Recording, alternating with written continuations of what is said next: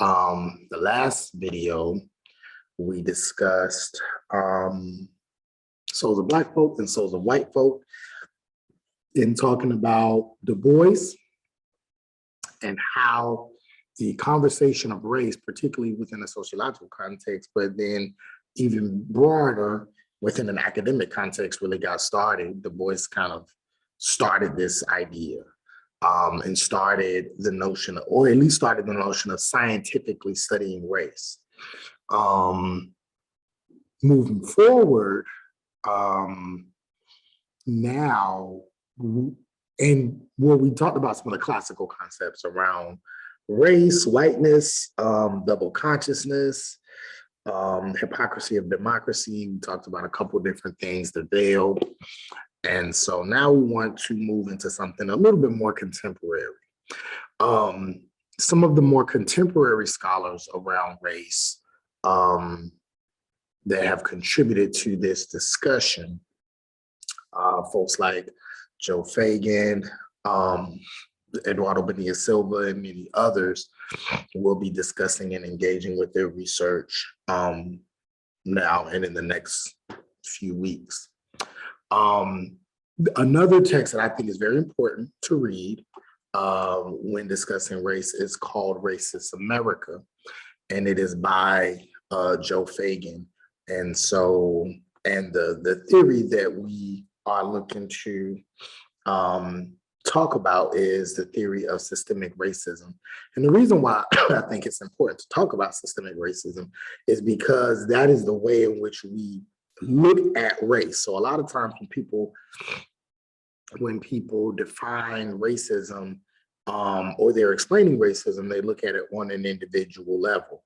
If one person treats another person negatively because of the color of their skin, then they're racist.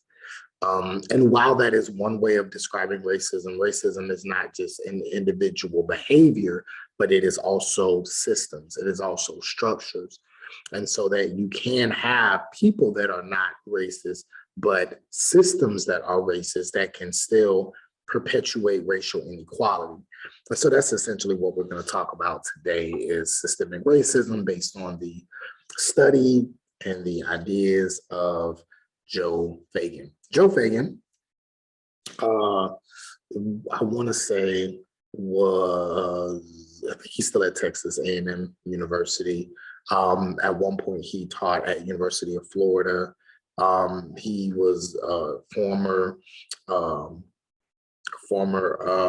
president of American Sociological Association, and probably one of the leading scholars on race and racism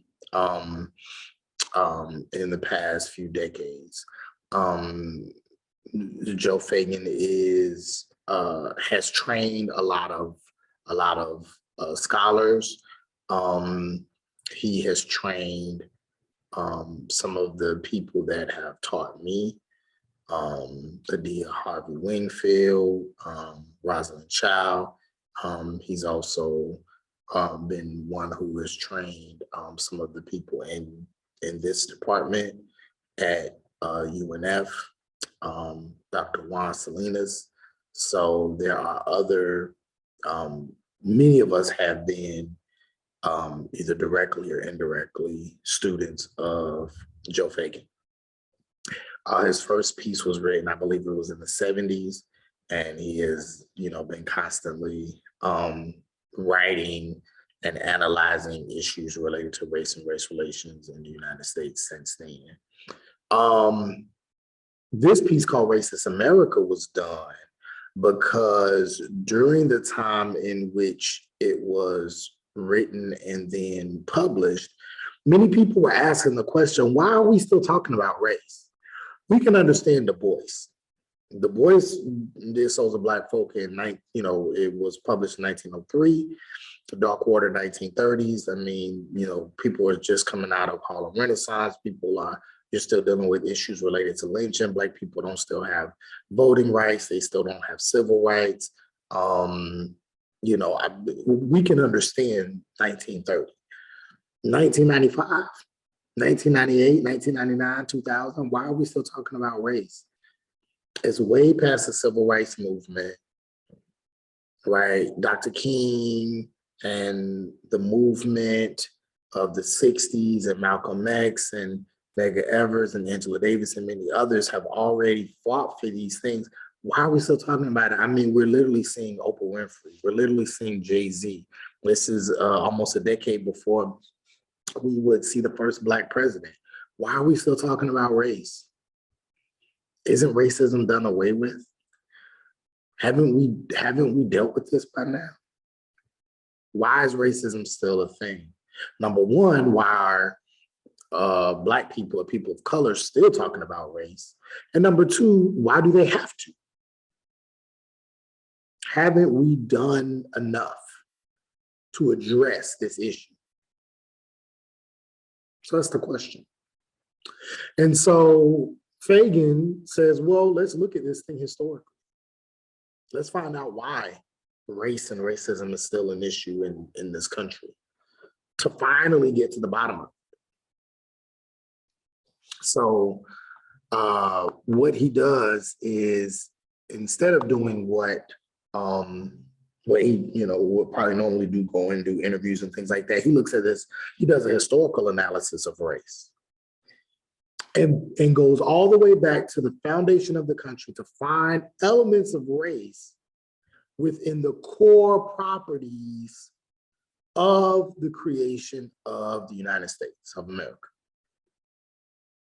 And what we're going to do is we're going to just kind of introduce ourselves to some of his findings to answer that question. Why are we still talking about race?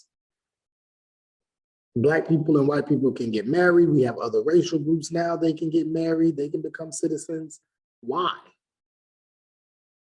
Well, let's look at it historically to find out why race is still important. Why do we even still have to have a class called racial and ethnic minorities? But first, let's look at the foundation for racism. All right? First, let's look at that. If you look back at colonial times, for a large part of racial history, both Northerners and Southerners were pro-slavery. A lot of times in history, we like to say, well, the issue of slavery and racism, that's a Southern thing. Even now, people usually, when they think about issues related to racial inequality, they're like, oh, that's that stuff they deal with in the South. In Florida and Georgia and in those Republican countries and in those red states and North Carolina. Well, now Georgia's blue, and Florida's kind of swings from red to blue sometimes, or at least different cities will, key cities in Florida, right? Alabama, Mississippi, it's like, oh, that's that stuff they deal with down there. We don't have to, that's not a Northern thing. No, not necessarily. So first thing that Fagan does is he says, racism is an American thing.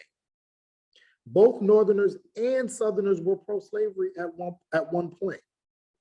And both regions profited from the system. And he doesn't really go into this. This is more so my studies.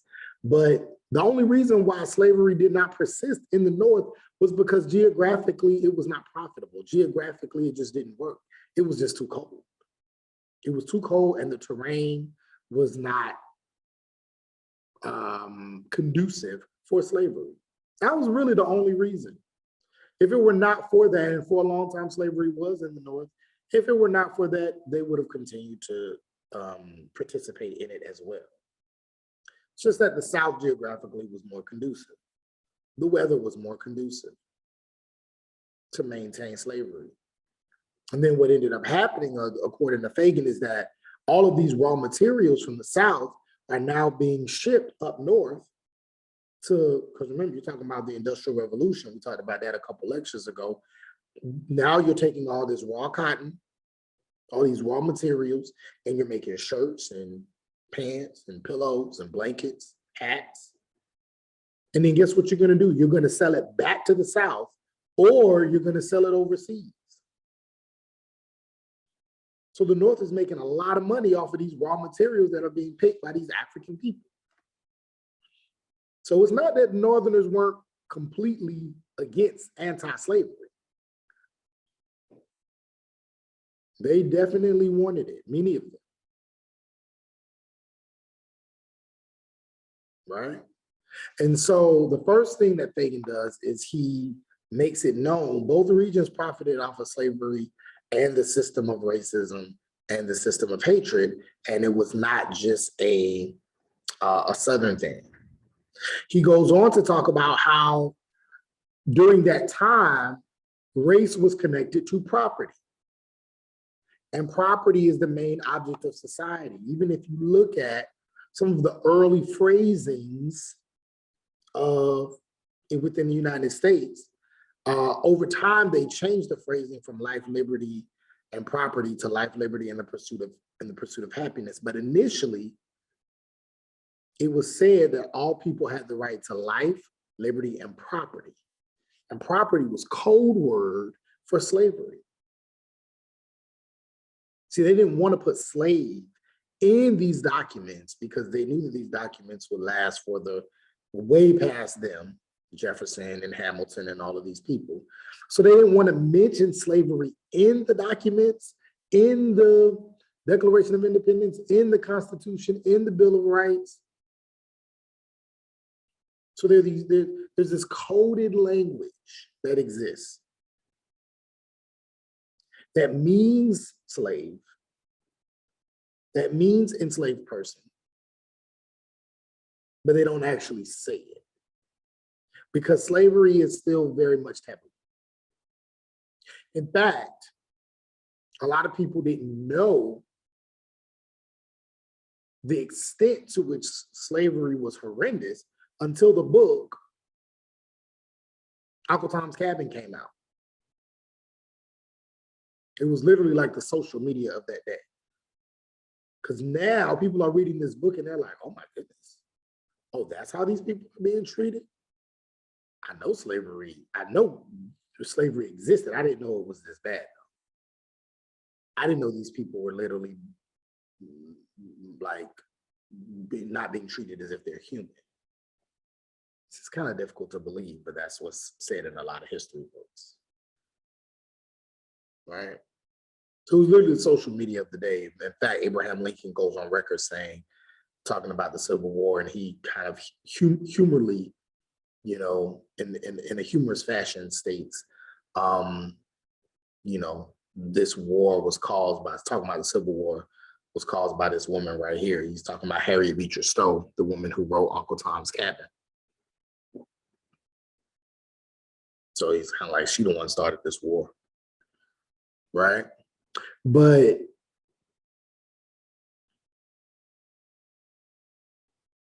slavery was still a very taboo thing. It wasn't something that the United States flaunted proudly. But if you knew about it, then you knew about it. And so property was a code word.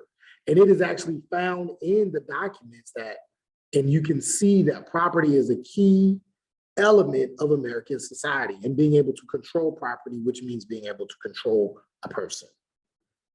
And African people were looked at as people and as property and not people. So at the Constitutional Convention, there is this push for freedom. The freedom was the protection of property that produced a profit. That was one of the elements of freedom at the early constitutional conventions. Some people argue that police do the same thing, that they protect property and not always people. And then a lot of people are looked at as property, especially if they're workers and not owners. And so then they're protected or they're given, and Marx talks about this, just enough for them to continue to create a profit for the bourgeoisie, for the owners.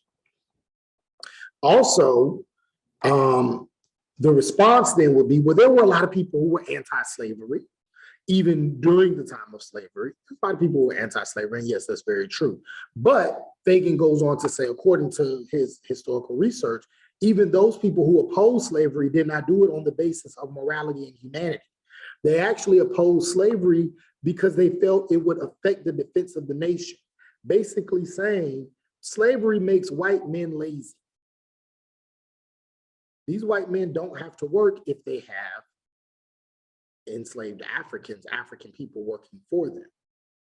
Okay, well, what's wrong with that? Well, if we get attacked by the French, if we get attacked by the Germans, if we get attacked by the Spanish, who's going to fight? We're not going to let African people fight for us. We're not going to let the blacks fight. Their property. And if we let them fight, then that means we have to treat them and respect them as defenders of our nation. That means we can't treat them this way after they get done fighting for us. So the only people that can fight for us are white men. But if they're not prepared to fight because they're so lazy, they've gotten fat, they've gotten lazy because people are working for them, they won't be able to defend this nation. So we may want to reconsider slavery, not because we want to give Black people freedom or because of the moral reasons, but because it's not good for white men. And so this is what Fagan finds in a lot of his research. The idea of racism or the idea of anti-racism is not as prevalent in early documents as we might think. And even anti-racism was steeped in white-centeredness. And then he also argues that within these early documents, you see that there's a justification for oppression on all fronts. It was based on natural law. There was this idea, and this again goes to what Fredrickson talks about in Short History of Race. There's this justification for the enslavement of African people. Why? They are naturally second-class citizens. They are naturally subordinate to white people. There is also this justification for the genocide of Native Americans and subordination of women based on what was called, and you probably seen or heard about this in your history books, manifest destiny. God has blessed, and this is what Weber talks about in the Protestant ethics, God has blessed white people. God has blessed Europeans. It is within God's will for white people, for Europeans to expand, to grow, to become rich, to become wealthy, to spread his word, to spread his teachings, to spread what is right and what is good. And the people that are able to do this are white people. So it is necessary for them to be in positions of power and positions of superiority. And anything we can do to continue to make that happen, we must do. Why? Because it is the natural way of things. It is the natural law. It is the way God intended. And so even again, if we go to anti-Black racism, what Fagan argues is that essentially what he's arguing in this section is that the foundation for this democracy is anti-Black racism. He says 10, and this is actually the argument for the whole book. He says 10 US presidents, the founder of American psychiatry, the founder of the Quakers, one of the earliest liberal religious organizations in the country, all of these people owned or participated in the ownership of Black Americans at some point.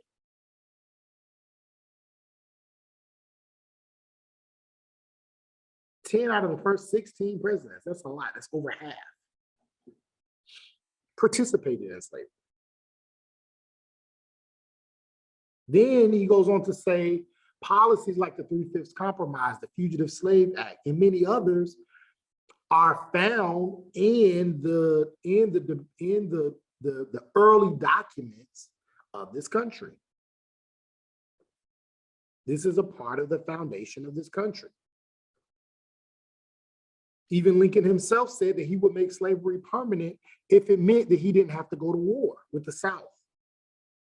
So essentially, Fagan is saying this country is founded on racist ideologies and by people who practice racism. That's why it's called Racist America.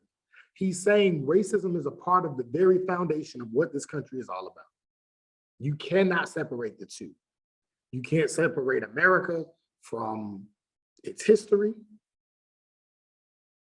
You can't separate America from British history because it's a part of it.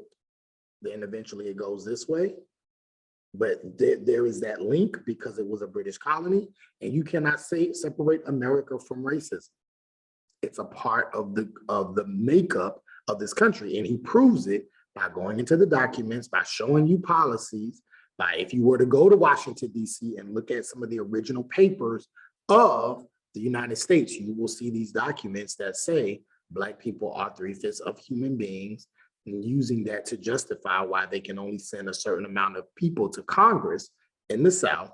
You will see the Fugitive Slave Act, which says any Black person leaving the South and going to anywhere south of the Canadian borderline must be sent back to the South, meaning that a Black person is enslaved in every boundary of the United States. Thus, confirming and validating what Fagan said earlier, which was racism is not just a Southern problem, it's an American problem, right? There was a time where people could run to Philadelphia and be safe. Then, once Philadelphia was cut off and they expanded those fugitive slave borderlines, they could go to New York and be safe. And then they expanded it once again with the Fugitive Slave Act of 1850, and then it expanded to Canada. So African people that ran away from the South had to run all the way to Canada in order to ensure their freedom. So this is why Fagan says that the very foundation of our country, the United States, is built on race and racism. And then he goes on to say that the eradication of slavery did not necessarily do away with the belief in white supremacy.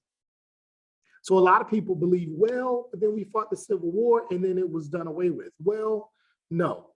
What was done away with to an extent, this is why the new Jim Crow and slavery by another name is our pieces that we deal with. The Civil War did away with slavery.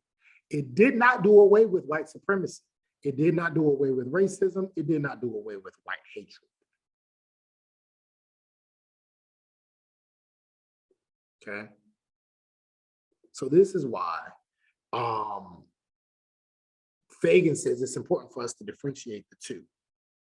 You can't confound them. Just because slavery is done away with doesn't mean racism is. But some people argue that slavery and racism was so normal at that time that it would be unfair to judge them or label them racist because it was a part of their everyday life. And that's an interesting question to pose to you. Do you think that early people, particularly white people, your George Washingtons, your Thomas Jeffersons, and these are just the big names. We're not even talking about your regular farmers. Should they be blamed for having negative thoughts about Black folks, for participating in slavery? It was everywhere. It would be like participating in social media. It was everywhere. Some people may say they didn't even realize they were doing anything wrong because they were raised in this. Everybody did it. So maybe they shouldn't have to take responsibility for these actions because it was such a part of their everyday life.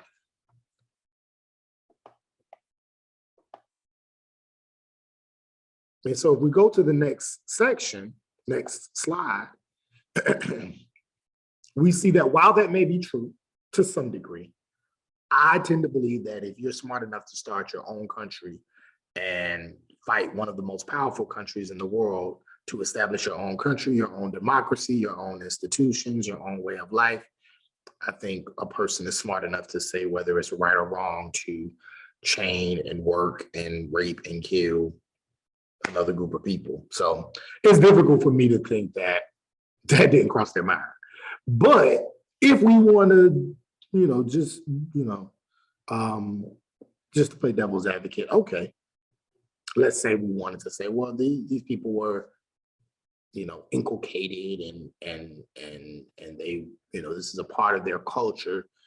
Okay, some people may say we should give them the benefit of the doubt. Well,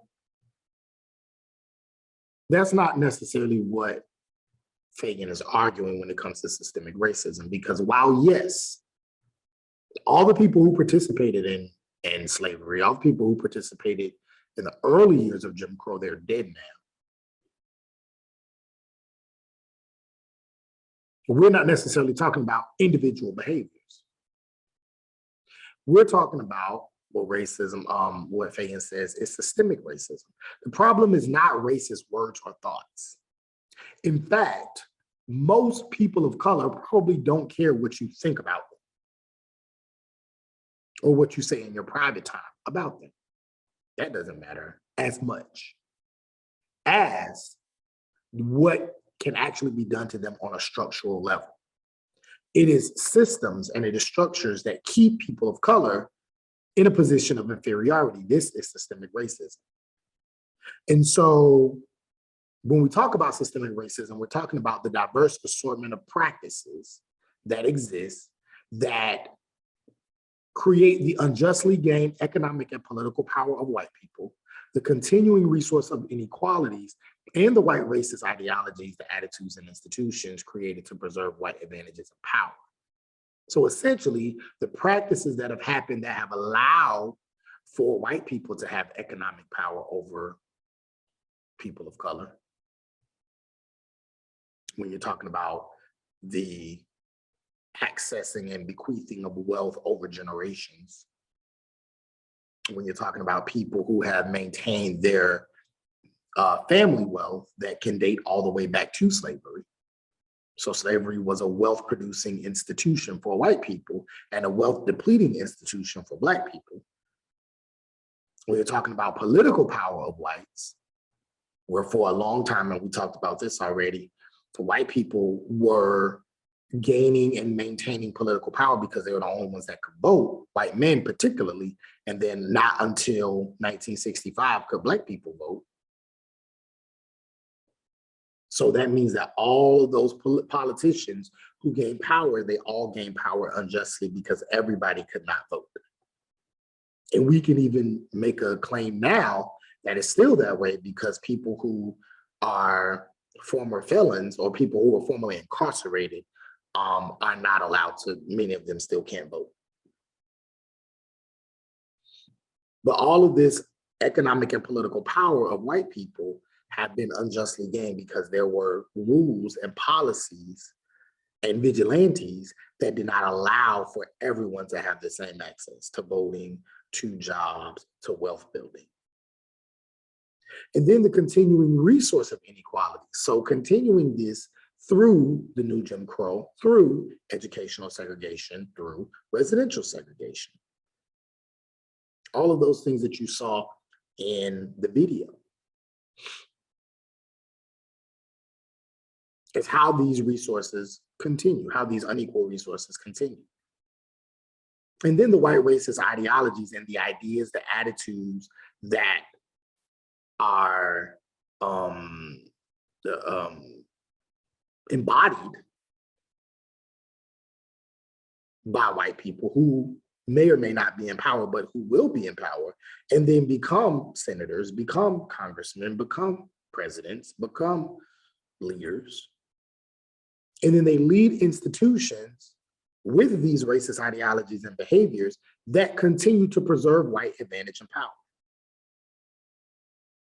And this is how the system continues. So essentially, what systemic racism is saying is that it's not just about how people act on an individual level, it's how structures continue to preserve white advantage. And see, if we go back to slavery, many white people, even at that time, disagreed with slavery and the slave trade, but most white people still participated in it or participated in the slave trade.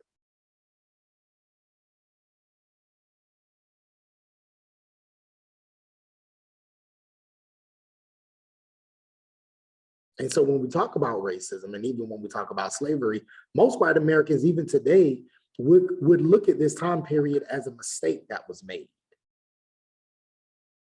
This was one of America's longest sins. This was a mistake. We should not have done this. And they look at it as a sin, as a mistake, but not as the country's foundation, not as a building block for why America and how America is as powerful as it is today.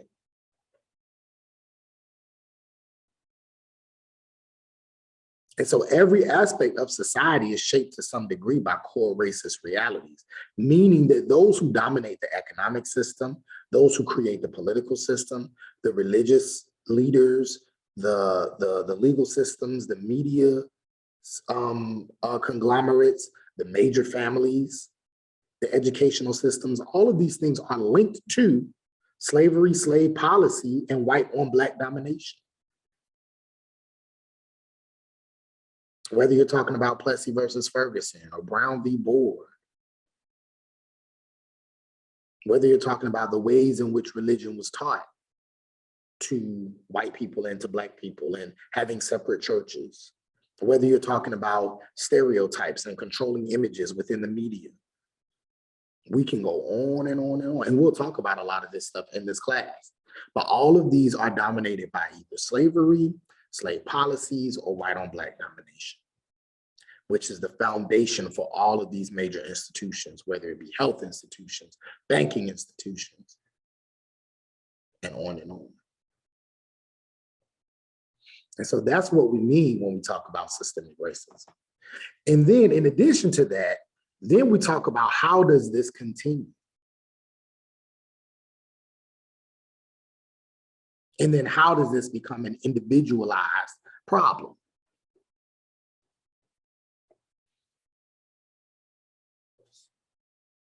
And then to look at that is to look at, well, how does this get started in the first place? How can somebody be racist? Well, the first way to do it is to first dehumanize the person. Dehumanization is the psychological dynamic of systemic racism. Meaning, in order for you to be racist towards a person, you first have to not see them as human. But that doesn't just stop with racism. That's any type of oppression. There's a book called Pedagogy of the Oppressed by Paulo Freire. And he talks about that. And he says that oppression is one person having complete control over a person's life and work. So if you look at it from a class standpoint, when the worker is separated from his or her work, that's class oppression. That's what Marx is talking about. The proletariat not having any control over their own work, not having complete control over the labor that they put out. That's class oppression. Why? Because the bourgeoisie, the owners, the super rich, don't see an employee as a person. They see an employee as a conduit to profit. And if I can look at them as a conduit to profit, as separate from their work, I don't see them as a human being. I just see them as what I need to work, what I need to make a profit. So when I separate the worker from the work that they're doing, I dehumanize them. A sexist society means you separate a woman from their body. And when you separate a woman from her body and you don't see that a woman should have control over her own body, then it's easy to pass laws to control their bodies. It's easy to pass laws to make rapists or sexual assault perpetrators get less time than a drug dealer.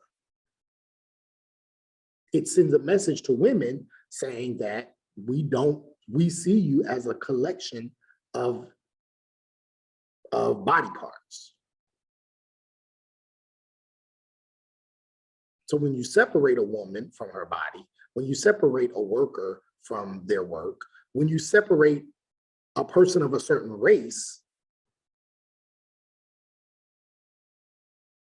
from their rights, you don't see them as a person or as people or as a group or as a nation.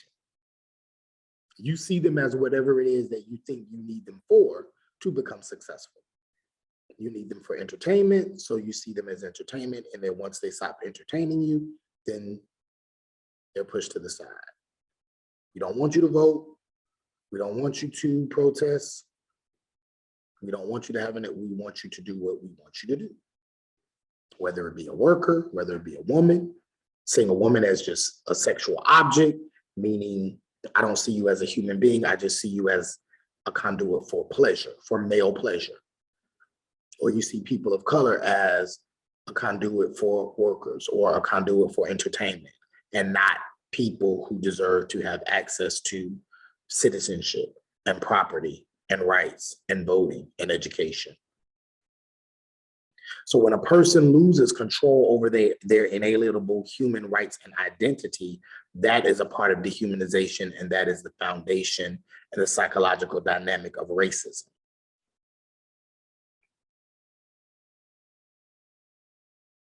See, when we think about biological racism, which we'll talk more about when we talk about colorblind racism and Eduardo Bonilla Silva's work, Racism Without Racists, biological racism says that all men are created equal, but these are not considered men. They're not considered human. So when you fail to see the humanity in someone, it becomes easy to overlook unfair immigration laws. It becomes easy to overlook police brutality. It becomes easy to overlook poor housing in schools or lynching or other racialized social problems, because you're not seeing a human being, you're seeing property. You're seeing something that is less than human, an animal, sometimes even something that's less than an animal.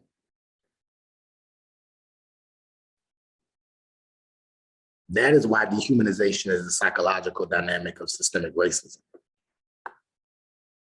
And so if we go down to the last slide, Fagan talks about, so then what are the effects of this racist foundation?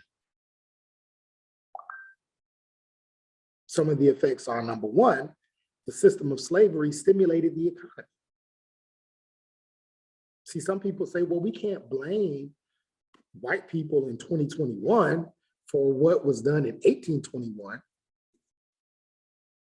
It's not their fault. They didn't live during slavery. They didn't live during segregation. They didn't live during the Native American genocide. Is it the problem of the white people in this class? Should we hate white people now for what was done in the past? It's not about that. It's not about hating anybody. There is no room for hatred, and at least for me, I don't teach hatred at all. I think many of your professors would agree. Many people who are writing these books would agree. There's not a teaching of hatred or a teaching of blame. There's an understanding of history and understanding the effects. Why do we have to talk about slavery and racism? Because the effects of it can still be felt today. It's about acknowledging a system of racism and white supremacy that has led to US privilege, that has led to white privileges and current ideas about racism.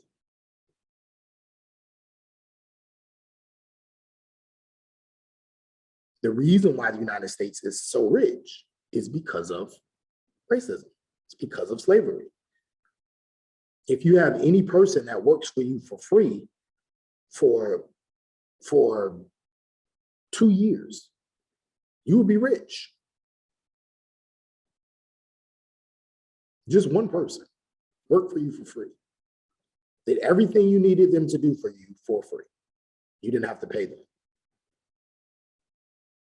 If UNF did not have to pay any of their workers, any of their professors, anybody, they'll be the richest university in the world. If you run a business, or if your parents run a business, or you know someone who runs a business, what will they tell you is the most expensive line item in their budget? Employees, their pay scale. We have to pay the people who work for us. That's the most expensive line item. They're not going to work if they're not getting paid.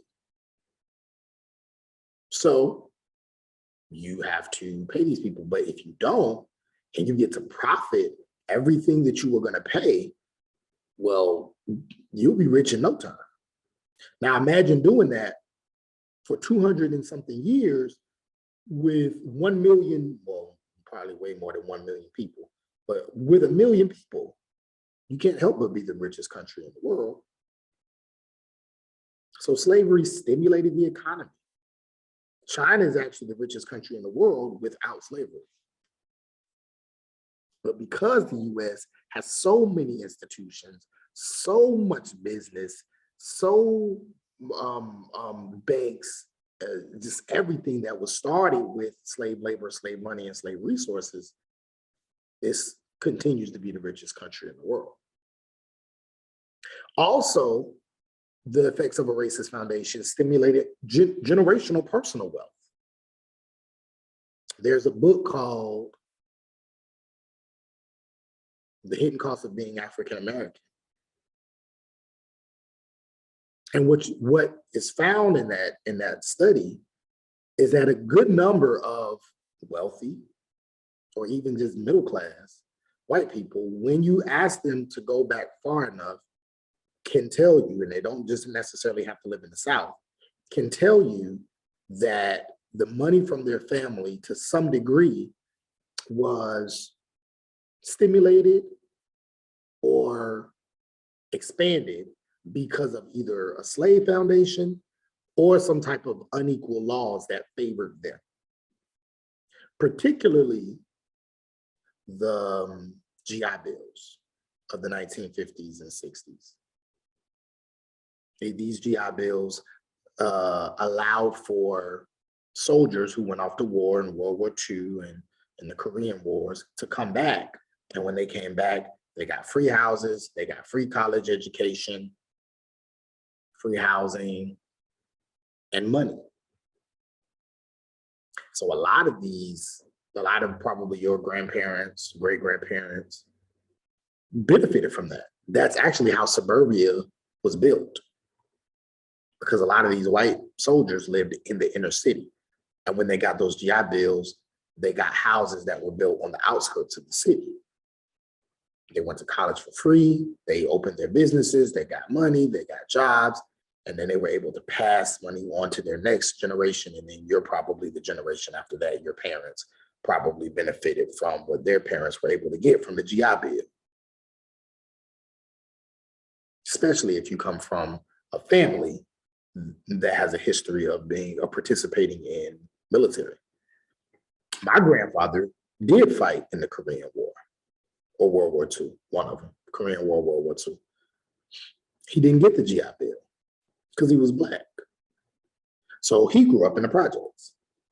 No, well, his family grew up in the projects. And then in the more poor working class area of Jacksonville. So because he was Black, he could not get that GI Bill. So he didn't have the same access to the resources that the white soldiers that he fought alongside did. So generational wealth was passed through the white soldiers, and through the Black soldiers, they did not. Again, a part of what Fagan calls a racist foundation, right?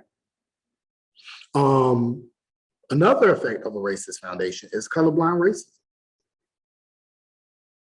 Colorblind racism, meaning newer forms of racism that are not as explicit as biological racism, saying that people of a certain race are bad or are evil or are criminals or whatever. But now it says, well, I don't see race. I don't see color. That's colorblind racism. We'll talk more about that later. But that is a newer form of racism that is an effect of the older forms of a racist foundation. And then lastly, internalized oppression. Racism is not just enter between races, but it also happens within racial groups. It leads some racial groups to differentiate themselves from other people within their own race. We prefer the lighter skinned people of our race. We prefer the darker skinned people of our race.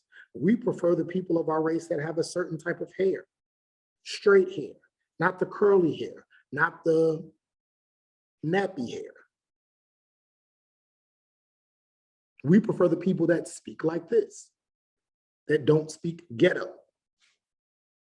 All of these are examples of internalized oppression, taking on these racist ideas that were put on by the outside groups, the dominant groups, and then repurposing, reinventing, reusing these ideas among each other to participate in what does Patillo call it? Oh, I forgot. Secondary marginalization.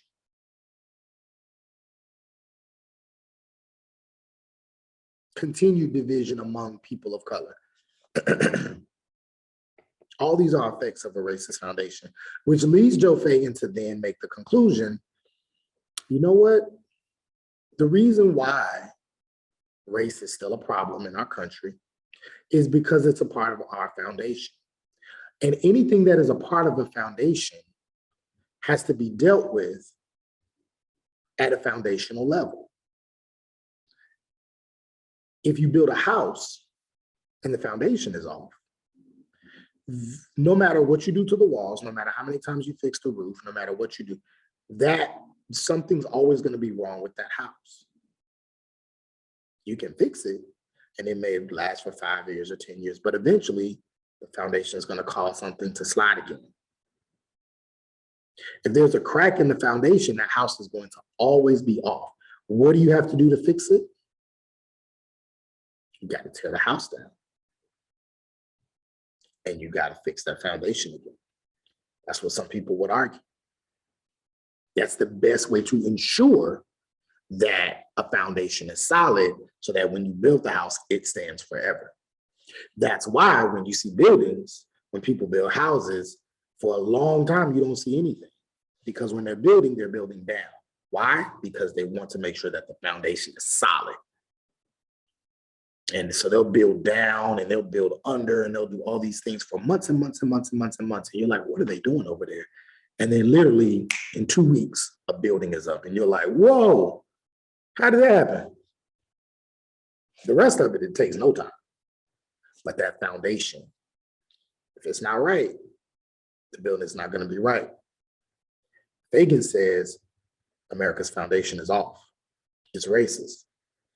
And so that's why the problem with America will never be, the racist problem in America, the problem of racism in America will never be fixed until, and he suggests, we tear the system down and rebuild our institutions, rebuild our government, rebuild our banking, rebuild our healthcare system, rebuild our education system with a non-racist foundation.